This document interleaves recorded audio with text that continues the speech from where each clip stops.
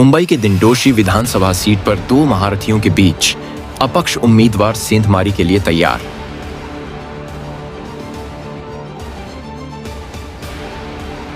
मालाड पूर्व के दिंडोशी विधानसभा सीट पर दो शिव सैनिकों को महारथी के तौर पर देखा जा रहा है। एक तरफ उद्धव ठाकरे गुट के सुनील प्रभु स्थानीय विधायक हैं, तो दूसरी तरफ एकनाथ शिंदे गुट के दलबदलू नेता संजय निरुपम अपनी किस्मत आजमा रहे हैं।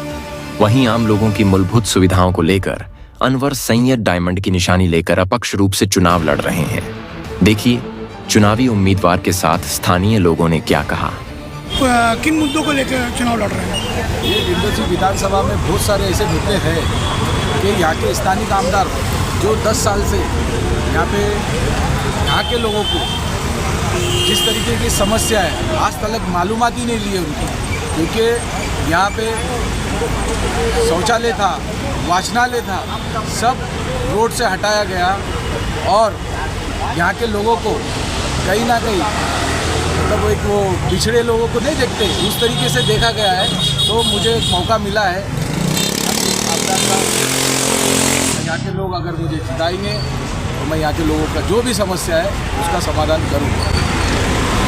यहाँ पर मुस्लिम बाहुल्य इलाका है और उत्तर भारतीय वोटर्स ज़्यादा है पठानवाड़ी के इलाके में, तो इनसे आपको सपोर्ट किस तरीके से मिल रहा है? पूरी तरीके से सपोर्ट मिल रहा है और अच्छा रिस्पांस आ रहा है। मैं सब लोगों से डोर टू डोर जाके मिल रहा हूँ, सब लोग मुझे अच्छा रिस्पांस दे रहे हैं। एक मेरे को बेटे के रूप में दे रहे, एक भाई के रूप में दे रहे और उन लोगों ने बोला है कि बेटा तू खड़ा है, तू हमारा यहाँ का रहीवासी है, यहाँ का स्थानिक है, यहाँ छोटे से बड़ा हुआ है तू, हम लोग तेरे को पूरी तरीके से सपोर्ट करेंगे। इंशाल्लाह तू आगे बढ़, हम लोग तेरे साथ में है।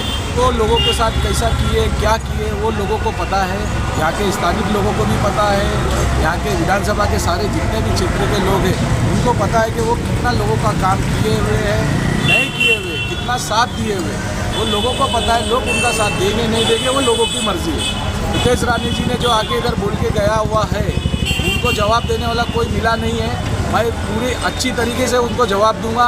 जिस दिन भी यहाँ के लोग मेरे को पूरी तरीके से साथ देंगे, मैं जिस दिन भी आमदार बन के आऊँगा मुकेश रानी जी को उनका जवाब दूंगा, वो भी उनके घर पे जाके दूंगा और विधानसभा में दूंगा यही जवाब। वोटर्स को आप क्या कहना चाहेंगे?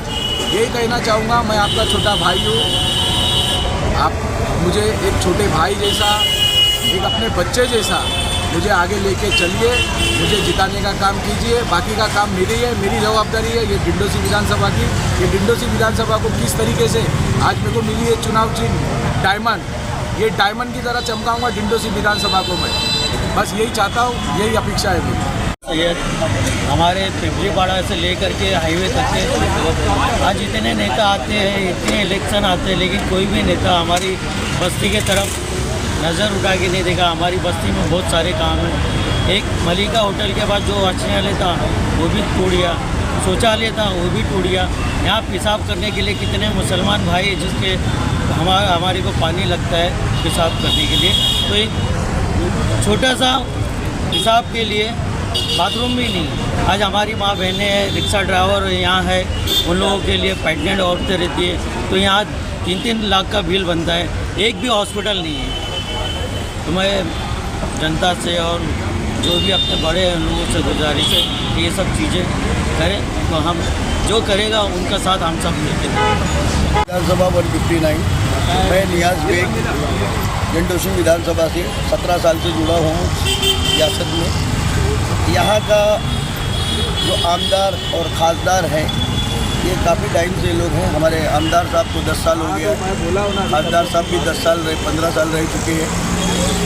दिंडोशी के अंदर बहुत सारी समस्या ऐसी है जिसका हल अभी तक नहीं निकला है।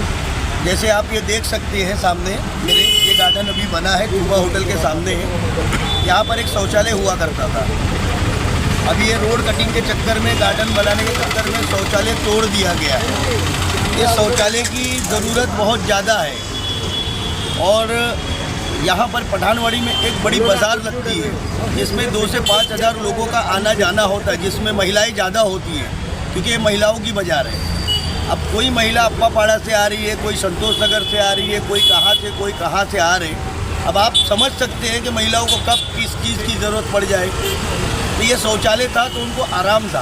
आज यहाँ पर ये फैसिलिटी नहीं है। पठानवाड़ी हाईवे से आप घुसोगे हनुमान मंदिर संजय नगर तक एक शौचालय कहीं नहीं है। जो एक था उसको भी तोड़ दिया गया और इसकी गुहार लगा लगा के हम लोग थक गए। अभी तक कोई करने को तैयार नहीं है। हमारे आमदार का 10 साल में यहाँ पे 5 साल में यहाँ पे कोई एक फंड बता देवे। 10 साल से वो आमदार है, लेकिन ये 5 साल में संजय नगर से लेके पठानवाड़ी हाईवे तक कोई इनका बड़ा फंड नहीं है। एक छोटा सा एक शौचालय था वो भी टूट गया है और ऐसी बहुत सारी समस्या है।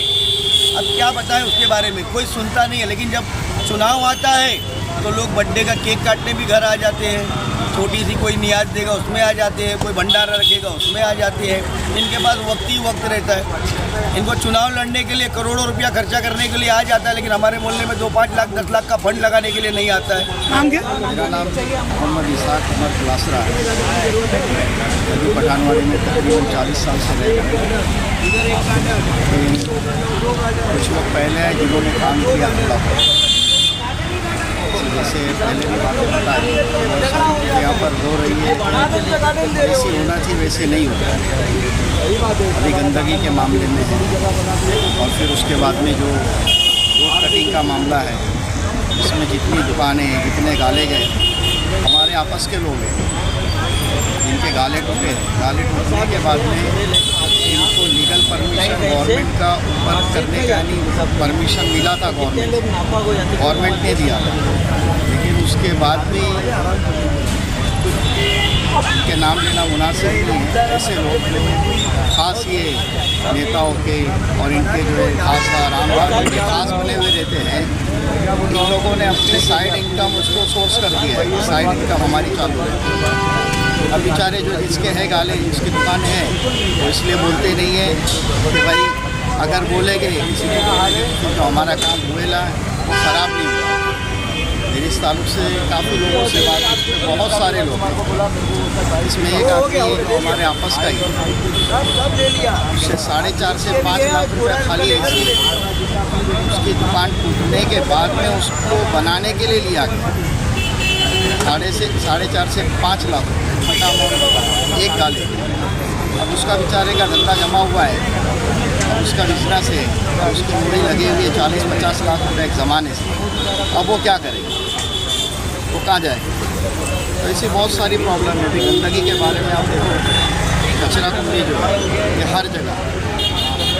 गार्डन के बारे में, गार्डन तो भी ठीक ठाक है, बिल्कुल गार्डन के सामने। फिर उसके बाद में हमारे यहाँ से गेमको इंटरनेशनल मार्बल है उसके सामने, और उसका कोई तरतीब, कोई यानी तरीका सही नहीं है।